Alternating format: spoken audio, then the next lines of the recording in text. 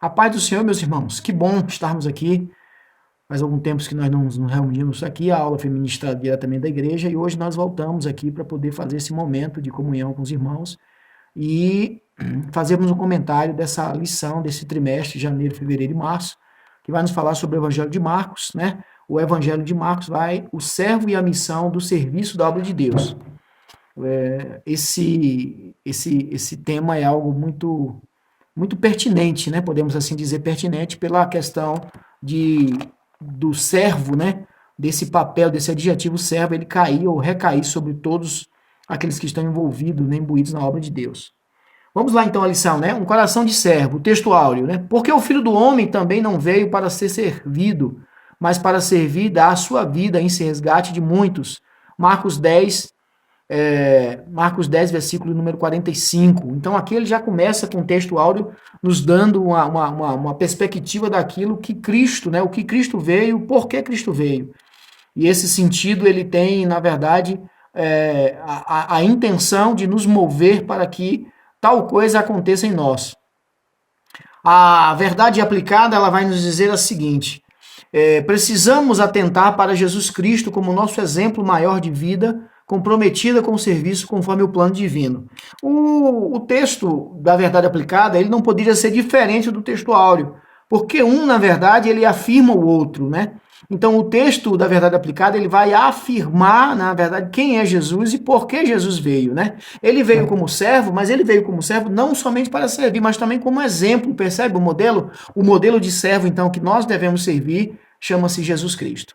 Chama-se Jesus Cristo. O texto de referência, meus irmãos, Marcos capítulo 9, versículo 30. E tendo partido dali, caminharam pela Galiléia e não queriam que alguém o soubesse, porque ensinava aos seus discípulos e lhes dizia: o Filho do Homem será entregue nas mãos dos homens, e matá-lo-ão, e morto ele, ressuscitará ao terceiro dia.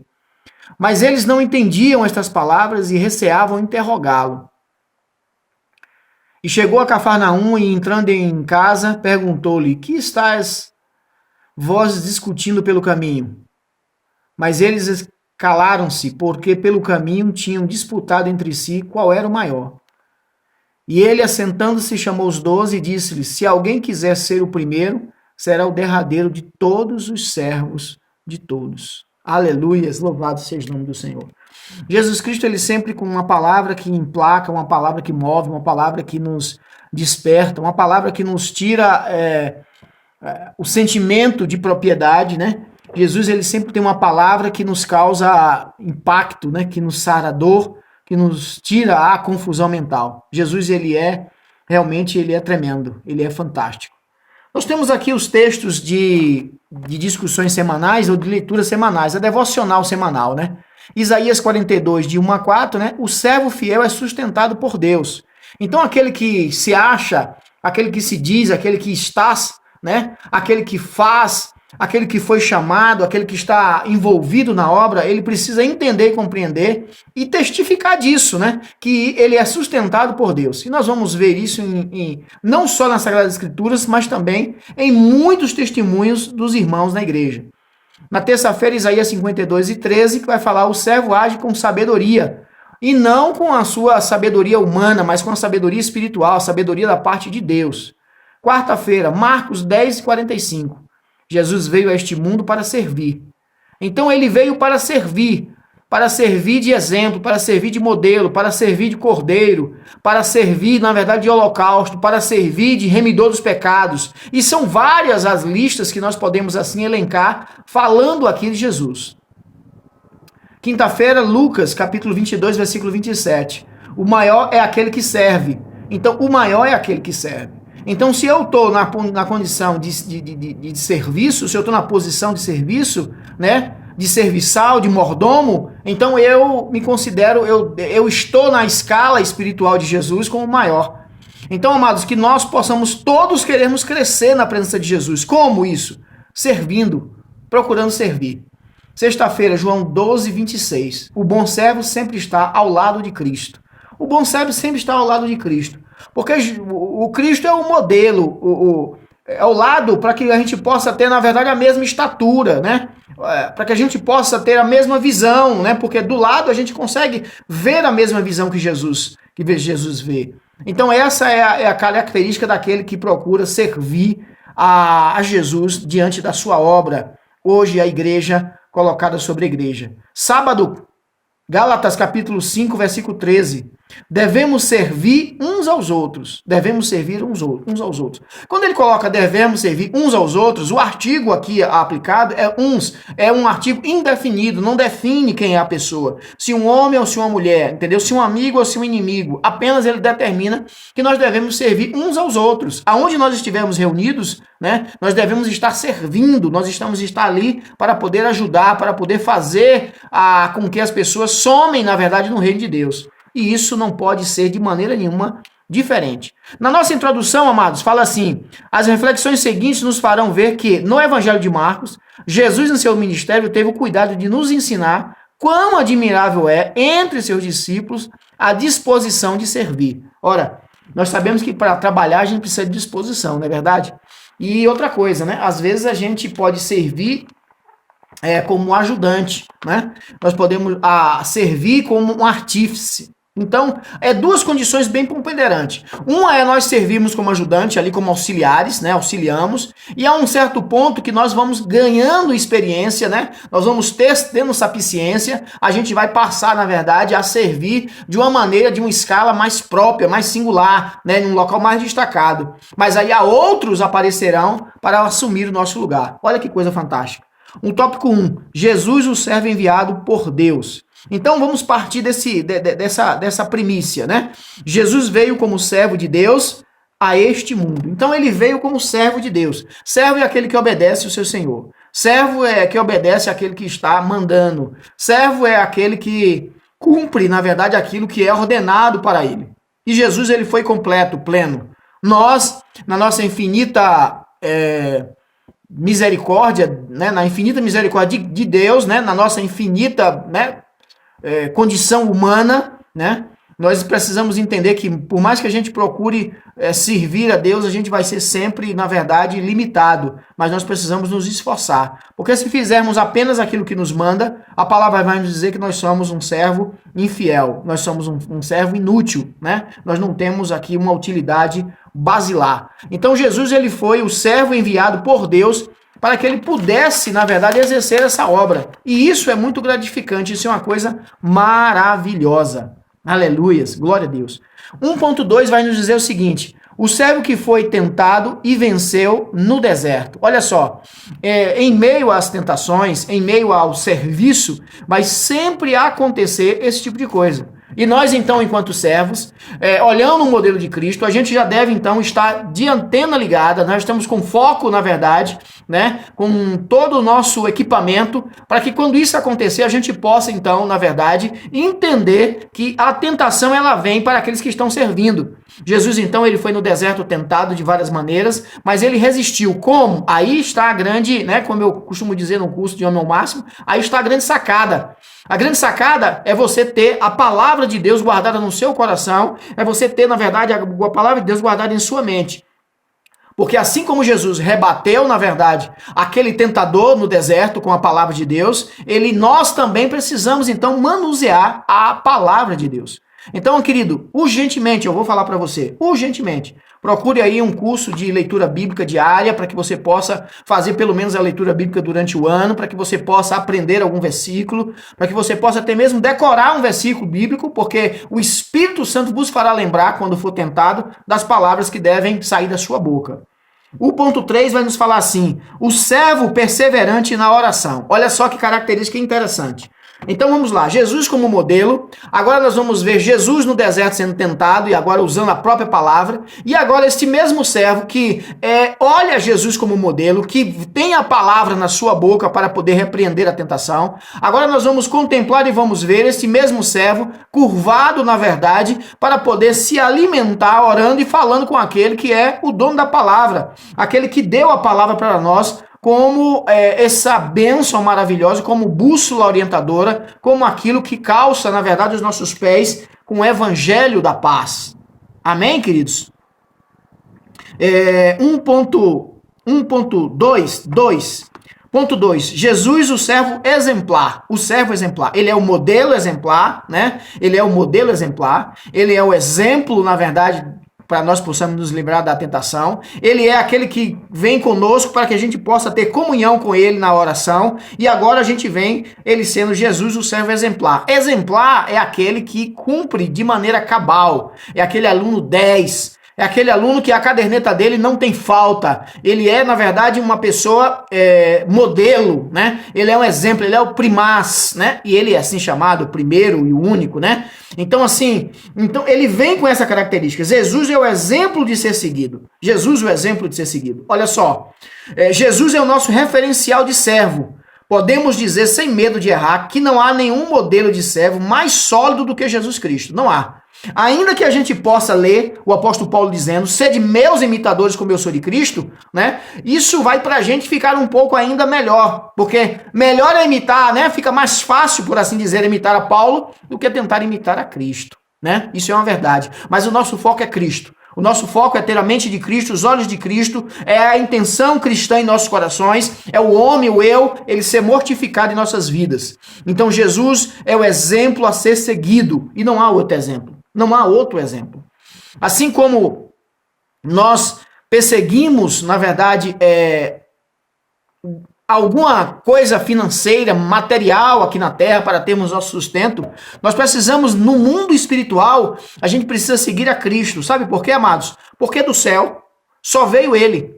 Ele desceu do céu, esteve na terra, tabernaculou entre os homens, e agora onde ele está? Ele subiu ao céu novamente, está sentado à destra de Deus, aguardando, na verdade, um comando do Pai, ele como servo obediente, para poder vir buscar a sua igreja e todos aqueles que foram dados a Jesus. A nenhum se perdeu. Jesus é exemplo de obediência. Ele é exemplo de ser seguido e é o exemplo de obediência.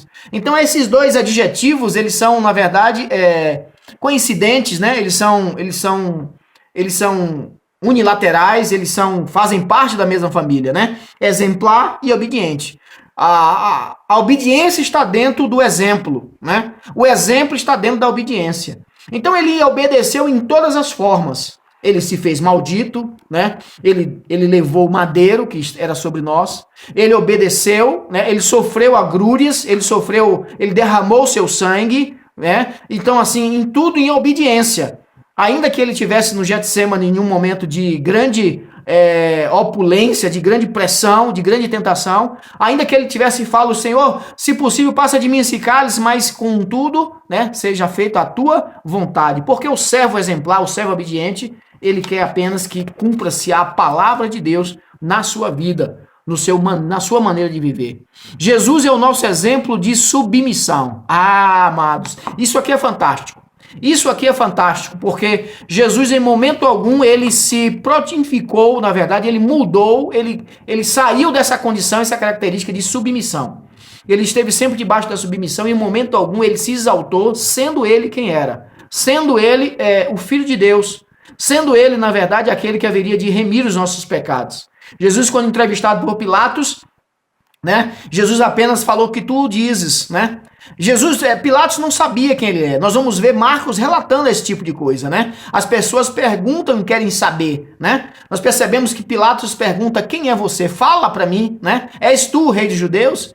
Né? Eles te acusam de ser um filho de Deus, isso é verdade? O endemoniado de Gadara também não sabia e vem aos pés dele e o adora e fala bem assim, olha, tu és o filho do Altíssimo, né? Ele é revelado ali pelo endemoniado de Gadara. Então, esse exemplo, querido, de submissão, ele vai ser coroado com uma grande glória, porque todo joelho se dobrará diante desse que é o modelo de submissão. E por que nos dobraremos? Porque é diante do modelo que nós devemos nos curvar, é diante do correto que nós devemos nos curvar, e eu creio que nós estaremos curvados diante dele em submissão. Eu creio que eu dobrarei os meus joelhos, estarei ali naquele dia com os meus joelhos dobrados em submissão a ele, porque ele foi quem venceu, quem conquistou a vitória da cruz do Calvário.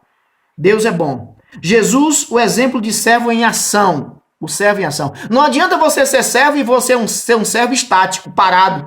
Uma estátua. Não. Uma estátua só serve para que ficar na praça e os pombos sentarem nelas. Mas você que é servo de Cristo, que é exemplo de Cristo, que tem a submissão de Cristo, você é um servo dinâmico, você é um servo dínamo. Dínamo vem de dinamite, você é um servo que está sempre explodindo, na verdade. Sempre chamando à existência coisas para que você possa servir. Lhe tira um serviço, você procura outro imediatamente. É um servo dinâmico. Então Jesus é o exemplo de servo em ação, em movimento.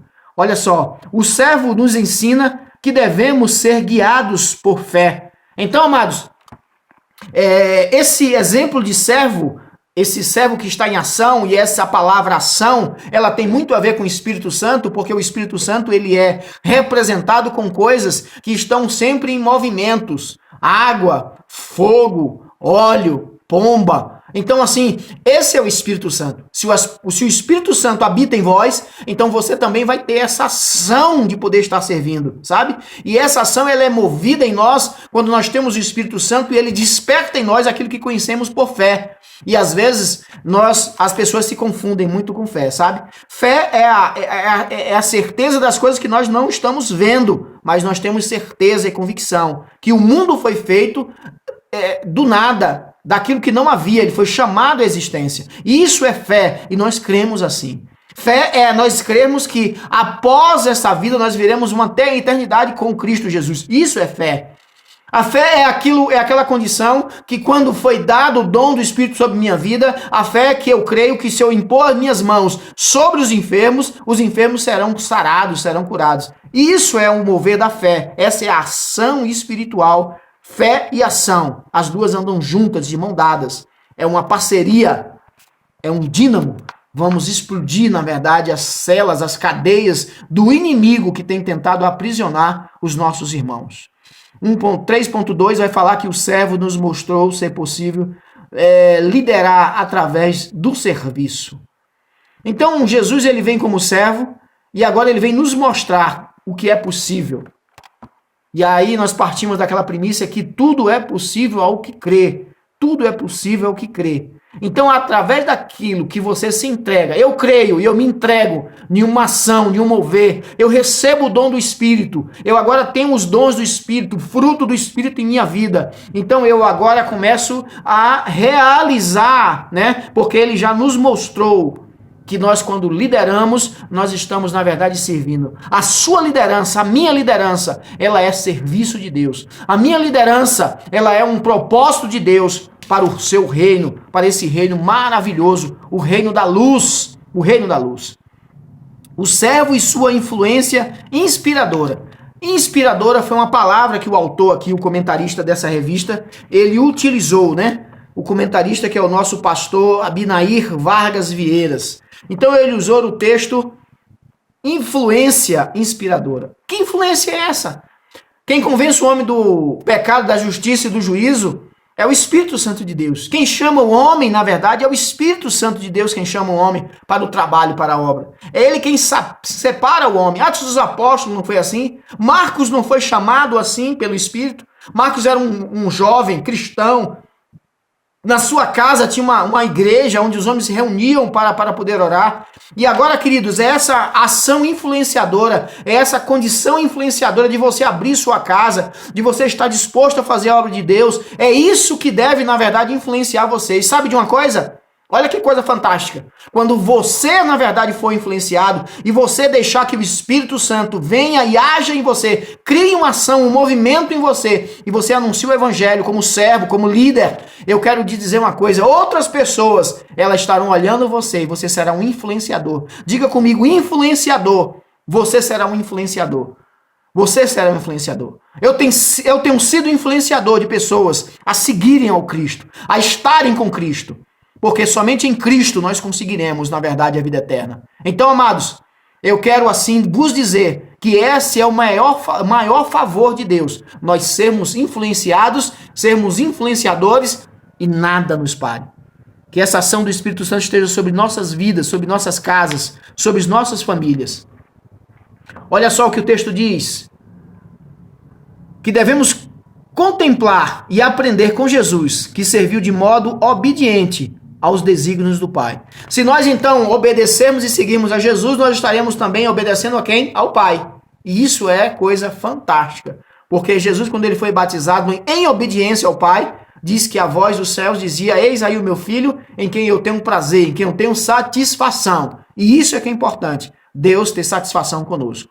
Para que nós possamos concluir, nós aprendemos nesta lição que devemos ter o mesmo comportamento de Cristo, que aniquilou-se a si mesmo tomando a forma de servo. Filipenses capítulo 2, versículo 7. Ele aniquilou-se a quem? A si mesmo. Você precisa aniquilar você mesmo. O seu ego, a sua vontade, o seu desejo, você precisa ser aniquilado. Você precisa ser parado. Você precisa voltar atrás dos seus pensamentos. Jesus aniquilou a si mesmo. Você quer ser servo? Aniquile a si mesmo. O que é aniquilar a si mesmo, pastor Jorgito? Aniquilar a si mesmo é parar com sua vontade. É os seus desejos serem frustrados.